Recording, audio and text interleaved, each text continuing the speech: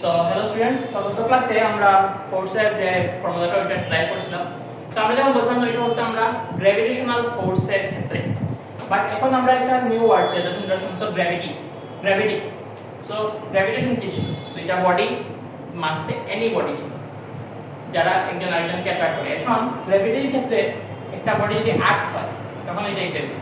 চল, যে দুইটা বডির মধ্যে একটা বডি আর্ক, ধরো আমি সারফেসে আছি, আর্থ আমাকে টান দিতেছে, ওইটা হচ্ছে গ্র্যাভিটি। আমার আর আর্থের মধ্যে যে অ্যাট্রাকশনটা হচ্ছে ওইটা হচ্ছে গ্র্যাভিটি।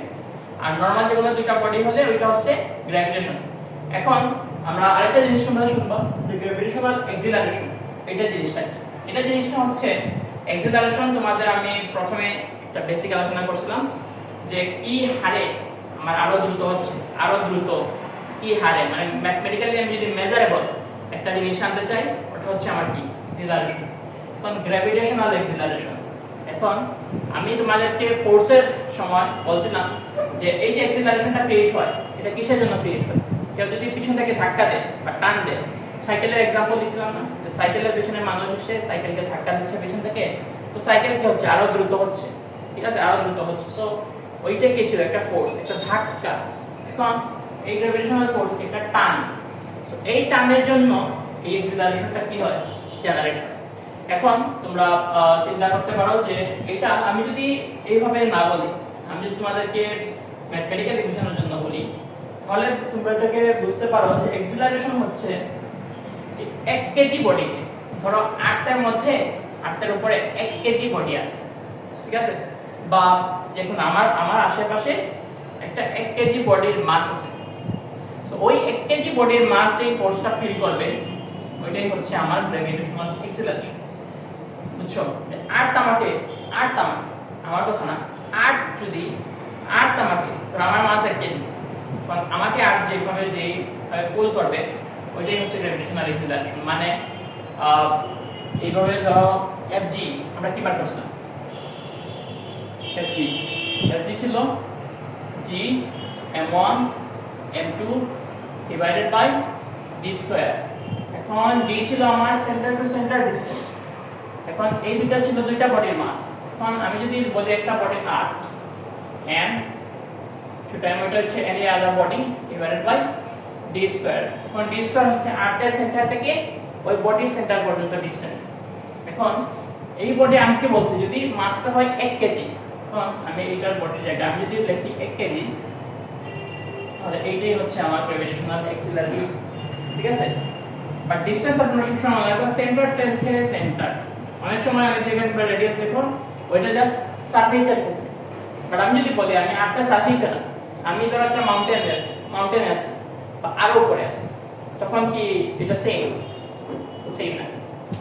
সো এই ডিসটেন্সটা যখন আমি সারফেসের উপরে আছি বা ধরো হালকা উপরে, ধরো 10 মিটার 20 মিটার, ওইটা কি একটা ইমপ্যাক্ট ফেলবে না। কারণ কি আমার আর্থের যে রেডিয়াসটা এটা হচ্ছে 6400 কিলোমিটার। এখন তুমি চিন্তা করো যে একটা সমুদ্রের মধ্যে তুমি যদি এক বালতি পানি দাও বা নাও, তাহলে কি সমুদ্রের মধ্যে কোনো ইমপ্যাক্ট করবে না, কারণ এত বিশাল যেখান থেকে এক বালতি নেগলেক্ট করা যায়, ঠিক আছে। সিমিলারলি ওইখানে আমরা r লিখি r স্কয়ার, এবং আমার কি মাসটা কনস্ট্যান্ট, আর্থের মাস 6 × 10⁻²৪, আমার রেডিয়াস এটাও কনস্ট্যান্ট 6400 কিলোমিটার। একটা পার্টিকুলার পজিশনের জন্য এই রেডিয়াসটা কনস্ট্যান্ট। সো এটাও কনস্ট্যান্ট, জিটাও কনস্ট্যান্ট। সো একটা ভ্যালু তো আসবে যেটা কনস্ট্যান্ট পুরো পার্টিকুলার পজিশন, এখানে আমার রেডিয়াসটা 8, হ্যাঁ। সো এইটার ভ্যালু এভারেজ আসে 9.8। এখন ইউনিট কি হবে? এটা কি এক্সিলারেশন না? এক্সিলারেশনের ইউনিট কি? Metre per second square. তোমরা আগের ক্লাসে পড়ছো যে এক্সিলারেশন সম্পর্কে, এক্সিলারেশনের ইউনিট হচ্ছে মিটার পার সেকেন্ড স্কয়ার, ঠিক আছে। মানে কি তার পার সেকেন্ডে যে কোনো একটা যদি বডি, যদি আমি পার সেকেন্ডে একটা বডি ধরো আমি জাম্প মারলাম, এই যে আমি জাম্প করলাম না, পার সেকেন্ডে আমার এত স্পিড চেঞ্জ হবে, প্রত্যেক সেকেন্ডে 8 metre per second speed change হবে, ভেলোসিটি চেঞ্জ হবে। সো এটাই হচ্ছে আমার গ্র্যাভিটেশনাল এক্সিলারেশনের ম্যাগনিটিউড। এবং তোমরা এটা এইভাবে মনে রাখতে পারো যে এই যে তার 1 কেজি মাসকে 8 এইভাবে পুল করবে, এই ফোর্সে পুল করবে, 9.8 নিউটনে পুল করবে। ঠিক আছে, তোমরা এইভাবে মনে রাখতে পারো। সো আমি যদি বলি এখন যে 1 কেজি কে আমার যদি জি, এটাকে আমরা বলি ছোট স্মল জি দিয়ে ডিনোট করব। সো এটা হচ্ছে আমার 1 কেজি কে। সো 1 কেজি বডিকে 1 কেজি বডি কে অ্যাট্রাক্ট করে যদি আমার এটা দ্বারা জি, তাহলে m কেজি বডিকে কিভাবে অ্যাট্রাক্ট করবে? ইউনিট মেথডে তোমরা করছো, আশা করি এটা বুঝবা যে m কেজি বডির জন্য mg, হ্যাঁ, বা এখানে লেখো না, এটাকে আমরা বলছি জি, আর পরে একটা কি ছিল, একটা m ছিল, so mg, so fg equal to what, mg। তো এটা থেকে তোমরা force, so force mg equal to কি, fg।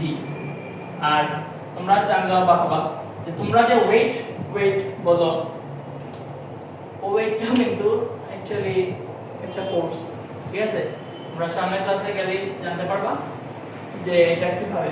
এখন তোমাদেরকে লাস্টে একটা জিনিস আমি জিজ্ঞেস করি যে এই যে মাসটা, এই যে রেডিয়াসটা, এটাকে এমনি কিভাবে জানলাম? এটা কি কোনো ওয়েট মেশিন আছে? তো আমি ওয়েট মেশিনে দাঁড়াইলাম, আমার মাস দেখাইলাম 50, 60, 70, 80 কেজি। আমি কি 8 কে কি বসাইছি কোনো ওয়েট মেশিনের উপর? না। তাহলে আমি এটা কিভাবে জানলাম? কিভাবে? হ্যাঁ, ওই রেডিয়াসটা আমি কিভাবে জানলাম? সো এক্সপেরিমেন্টালি আমরা মানে এটা জানছিলাম আমরা এখান থেকে কিভাবে, যে আমার যে জিটা, এই যে প্রত্যেক সেকেন্ডে 8 মিটার পার সেকেন্ড করে বাড়তেছে, এটা কার জন্য? একটা ফ্রিলি ফলিং বডি এর জন্য 8 পুল করতেছে। তো আমি ধরো ছাদ থেকে একটা বডিকে ফেলে দিলাম, সো এক্সপেরিমেন্ট করে করা হয়েছে যে তার ভেলোসিটি কিভাবে বাড়তেছে, এটা বের করা হয়েছিল। এটা এক্সপেরিমেন্ট করে বের করা হয়েছিল, কিন্তু এক্সপেরিমেন্ট করে এটা বের করা হয়েছিল, এবং এইটা বের করার পরে এইটা থেকে মেইনলি আমরা আর্থের মাস বা রেডিয়াসের মাস বা রেডিয়াস, আর্থের রেডিয়াস, এটা আমরা বের করছিলাম। সো এটা এখানে, ঠিক আছে, একটা জিনিস আমি এক্সপেরিমেন্টালি বের করছি। ম্যাক্সিমাম জিনিস সায়েন্সে দেখলাম যে কোনো একটা বেস করা হয়, ওই বেসের উপর কাজ করে কিছু ফাউন্ডেশন লে করা হয়, ওইটা থেকেই মেইনলি ফর্মুলাগুলো আসে, এবং ওই ফর্মুলাগুলোকে ব্যাকট্র্যাক করে কিন্তু আমরা ওই কনসেপ্টগুলোতে যাই। সো এখানে এক্সপেরিমেন্ট করছিলাম, এক্সপেরিমেন্ট থেকে আমরা কিছু মানগুলো পাইছি। এখন লাস্টে একটা জিনিস তোমাদেরকে আমি কোশ্চেন করে মানে রেখে দিই যে আটটা আমরা পাই না। সো সায়েন্টিস্টরা সানেরটা কিভাবে বের করে?